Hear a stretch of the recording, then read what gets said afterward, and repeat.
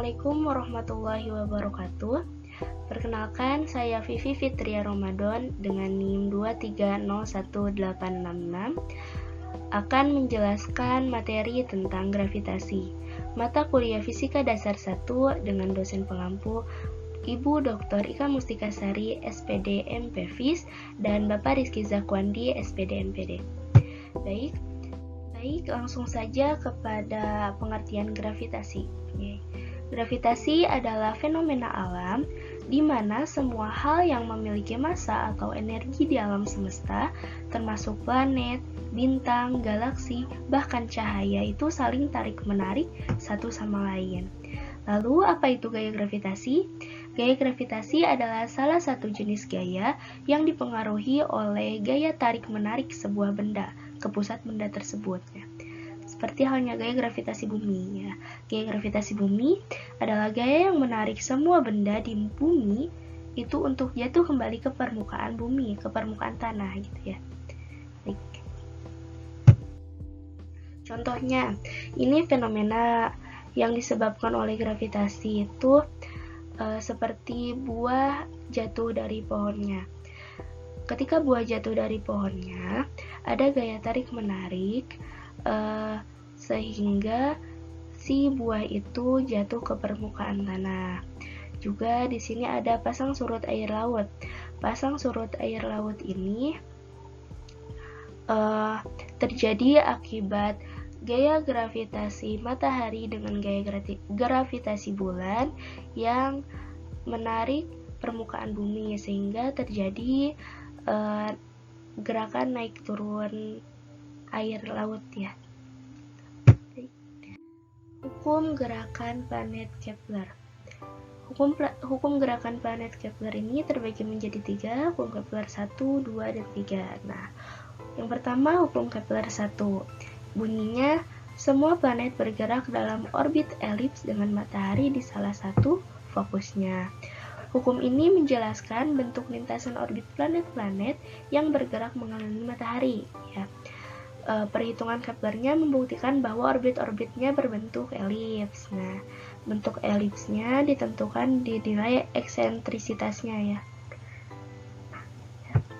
Di sini tuh ada titik perihelion tuh, titik perihelion dan titik aphelion ya. Titik perihelion itu adalah titik perihelion itu titik terdekat dengan matahari, sedangkan titik aphelion itu titik terjauh dari matahari. Bisa lihat ini titik terdekat dengan matahari, sedangkan ini titik terjauh dengan matahari. Baik. Hukum Kepler 2. Nah, hukum Kepler 2 ini berbunyi, garis yang menghubungkan tiap planet ke matahari itu menyapu luasan yang sama dalam waktu yang sama. Hukum ini menjelaskan bahwa kecepatan orbit suatu planet akan lebih lambat ketika planet berada pada titik terjauh dari matahari, ya, yang disebut dengan titik aphelion. Dan kecepatan orbit suatu planet akan lebih cepat ketika planet berada pada titik terdekat dengan matahari gitu. Titik terdekat dengan matahari itu disebut dengan titik perihelion, seperti yang dijelaskan oleh gambar awal tadi ya. Tuh.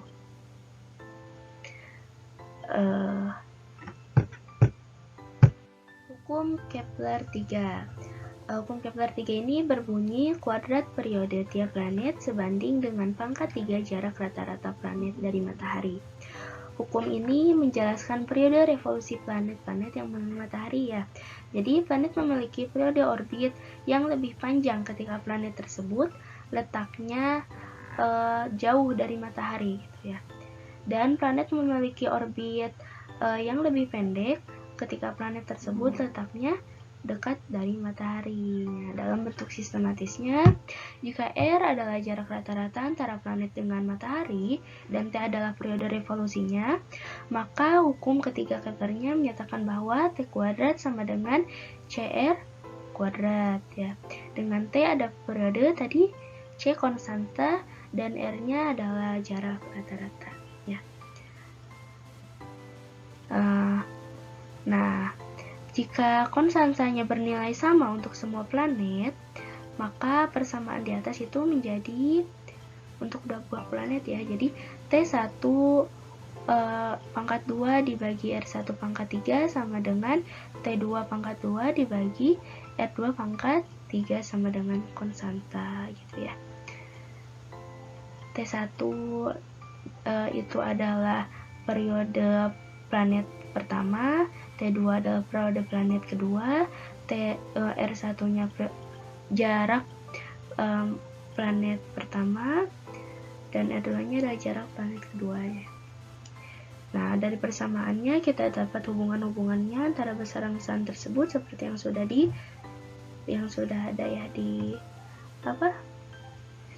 ini disediakan di sini. R1-nya sama dengan berapa ya? 2, T1 sama T2-nya ya. Nah, kemudian ini ada hukum gravitasi Newton yang menunjukkan bahwa hukum ketiga Kepler. Ya. Kemudian ini ada hukum gravitasi Newton yang menunjukkan hukum ketiga Kepler untuk kasus orbit lingkaran. Dari hukum kedua Newton itu kita dapat F sama dengan mp dikali a ya. Atau gaya sama bisa dikali kecepatan. Ini gaya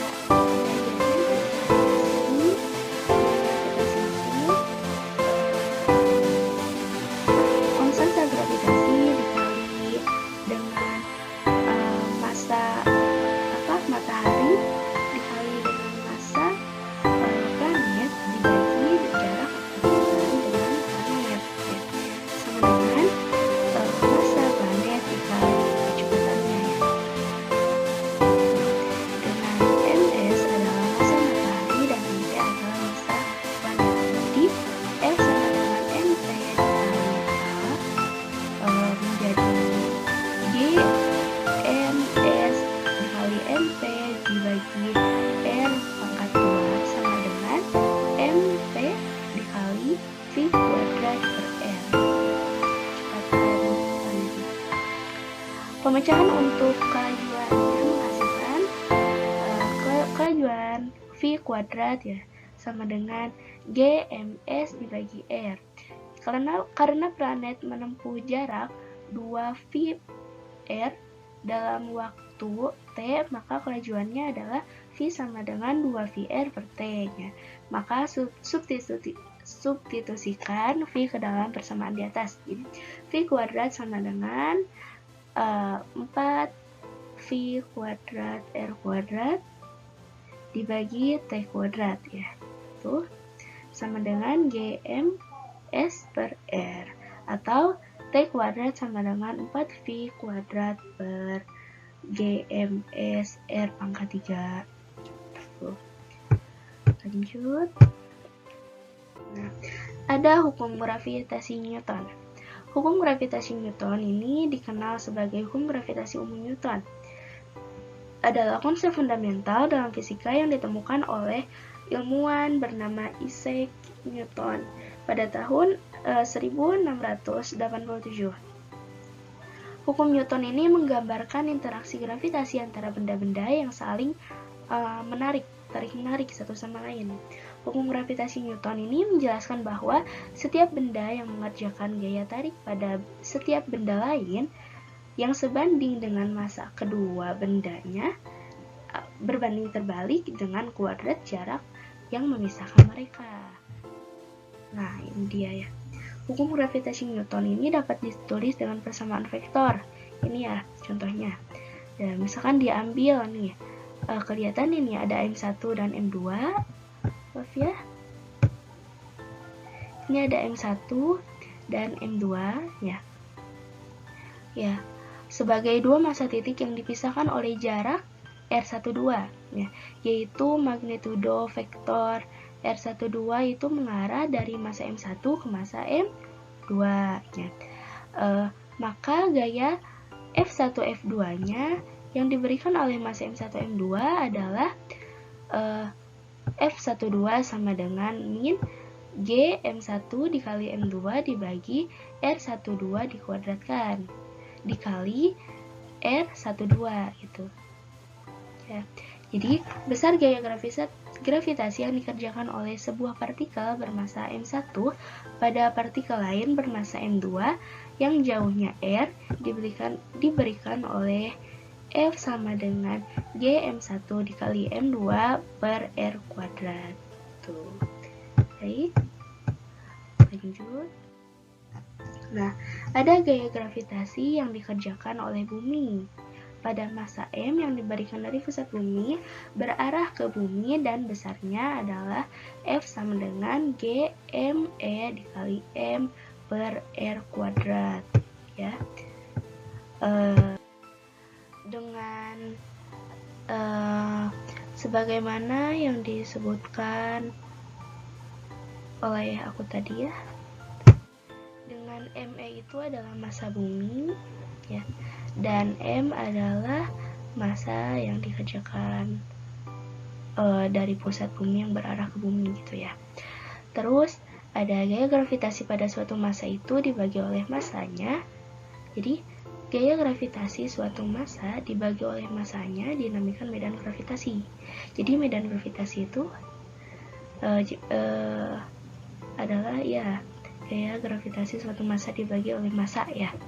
Nah, medan gravitasi bumi yang berarah ke bumi itu besarnya adalah G dalam kurung R ya untuk simbolnya sama dengan G ME per R kuadrat.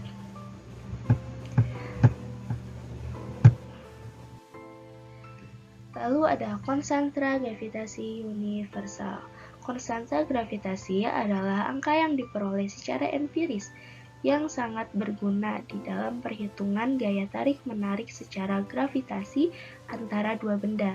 Konstanta gravitasi universal sering disimbolkan dengan G besar. Ya. Konstanta ini menggambarkan seberapa kuat gaya gravitasi antara dua massa. Untuk konstanta ini nilainya adalah G sama dengan 6,674 kali 10 pangkat min 11 M pangkat 3 per kilogram sekon kuadrat atau 6,674 kali 10 pangkat min 11 Newton dikali meter kuadrat dibagi kilogram pangkat 2. Lalu ada percobaan Cavendish. Di sini ada skematik peralatan Cavendish itu untuk mengukur G ya.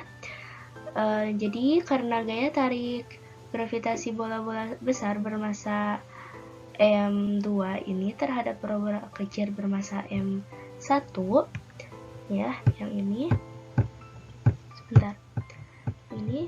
Nah, ini M2 terhadap bola-bola kecil M2 ya. Ini bola-bola besarnya M1. Ini ya. Jadi tali torsi itu berputar lewat sudut ya, sudut theta ini ya. Sudut theta yang sangat kecil ya. Dan pada posisi kesetimbangannya ya. Nah, terus yang kedua ini adalah peralatan ya, bola besar itu ditukar gitu ya. Ditukar tempatnya agar mereka ada pada jarak yang sama dari posisi kesetimbangannya. Tetapi pada sisi yang lain juga sama gitu ya. Jadi antara posisi kesetimbangannya ditukar gitu. Nah, dengan demikian tali berputar lewat sudut 2 theta. Ya, bila konstanta torsi tali telah ditentukan, maka pengukurannya ini memungkinkan untuk menetapkan gaya yang dikerjakan oleh M1 pada M2. Ya, yang selanjutnya memungkinkan konstanta gravitasinya ditentukan. Tuh. Baik.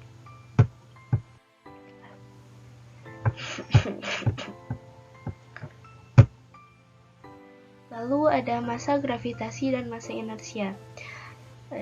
Massa gravitasi adalah sifat benda yang bertanggung jawab terhadap gaya gravitasi yang dikerjakan pada benda lain. Sedangkan massa inersia adalah sifat benda yang merupakan ukuran resistansinya terhadap percepatan.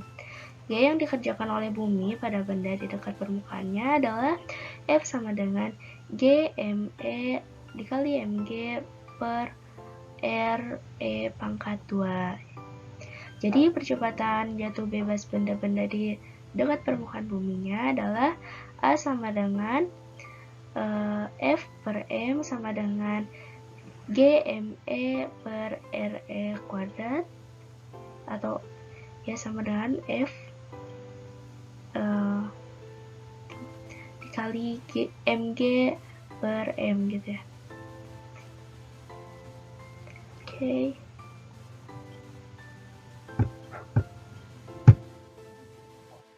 Energi potensial gravitasi.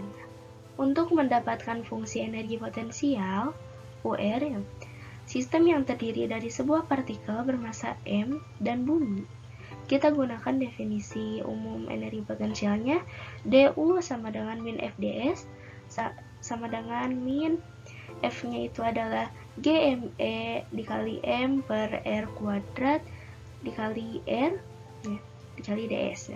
Perubahan pada energi potensial sistem benda terhadap bumi untuk perpindahan ds-nya adalah du sama dengan min fde sama dengan tadi min gme dikali m per r kuadrat r ds sama dengan gme dikali m per r kuadrat dr. Nah, perubahan pada energi potensial sistem benda bumi untuk perpindahan ds-nya adalah UR2 dikurangi UR1 sama dengan integral R1 terhadap R2, ya, R1 sampai R2, DU sama dengan integral R1 sampai R2 GME dikali M per R kuadrat DR ya, sama dengan min GME dikali M per R batas R1 sampai R2 sama dengan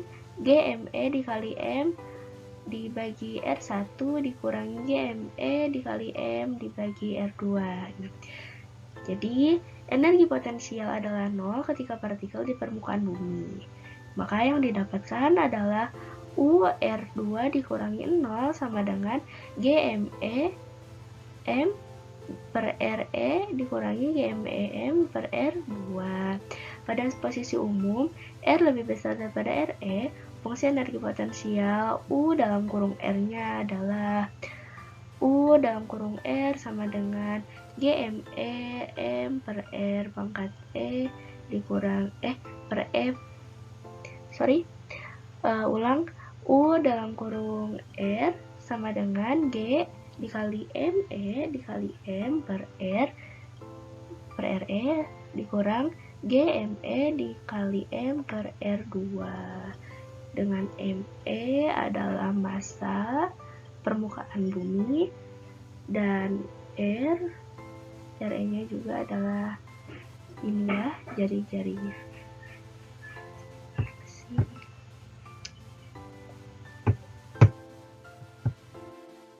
Untuk sistem dua benda pada umumnya yang terdiri dari satu benda bermassa M dan benda lain bermassa M besar, perubahan energi potensial bila sistem bergerak dari jarak pisah R1 ke jarak pisah R2 diberi persamaan UR2 dikurangi UR1 sama dengan GME dikali M per R1 dikurang GME dikali M per R2. Dengan mengatur R2 sama dengan suatu jarak pisah umum dan R1 sama dengan tak terhingga, kita dapatkan UR dikurangi U tak terhingga sama dengan min G M besar dikali M per R. Nah, jadi dengan U sama dengan 0 pada R1 sama dengan tak terhingga, didapatkan UR sama dengan min G dikali M besar dikali M per R. Dan orbit-orbit benda dalam medan gravitasi dengan mudah dapat diklasifikasikan sebagai berikut. Jika energi total sebuah benda yang berputar lebih kecil dari 0, maka benda terikat dan lintasannya adalah elips. Jika energi total lebih besar dan atau sama dengan 0 gitu ya, maka benda tidak terikat dan lintasannya adalah parabola. Jadi parabola itu untuk energi sama dengan 0, kalau hiperbola untuk energi yang positif ya. Baik, lanjut saja.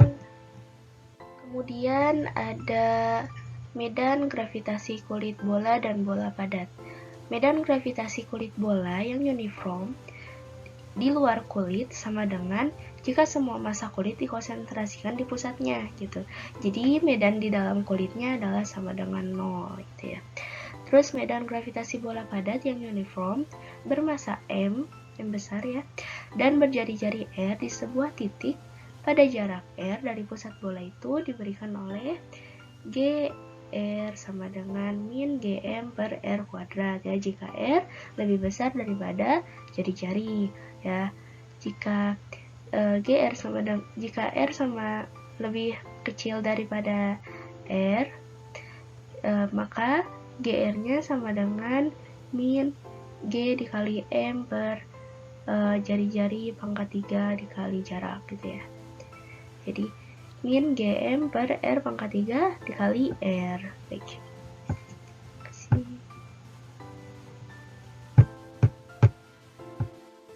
Baik, ini adalah gambar yang menunjukkan kulit bola uniform bermassa M besar ya, dan berjari-jari R. G yang diberikan oleh kulit bola pada massa titik M yang diletakkan pada jari-jari pada jarak R ya, dari pusat kulit diberikan oleh F sama dengan min G M dikali M kecil dibagi R pangkat 2 dikali R ya. Jika R lebih kecil daripada jari-jari, maka gaya yang diberikan oleh kulit bola ini sama dengan 0. Lanjut ke baik, ini ada gambar massa titik di dalam kulit bola uniform ya, bola ini ya. Jadi massa di dalam titik bola uniform ini tidak merasakan gaya neto. Jadi gaya tarik bagian kulit M1 dengan M2 ini meskipun lebih jauh tetapi lebih besar gaya tariknya gitu ya. Maka medan gravitasi kulit bola bermassa M dan berjari-jari R ya, ini adalah jika R lebih besar daripada R besar ya, ini sama dengan G sama dengan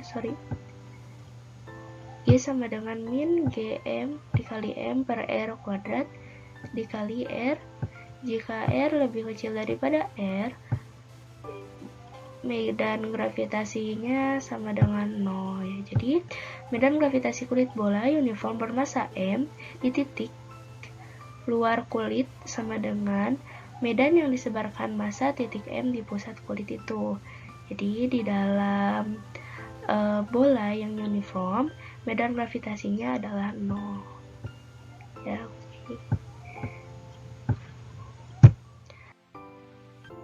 Mungkin hanya ini yang dapat saya sampaikan, kurang lebihnya saya mohon maaf yang sebesar-besarnya. Billahi taufik wal hidayah. Wassalamualaikum warahmatullahi wabarakatuh.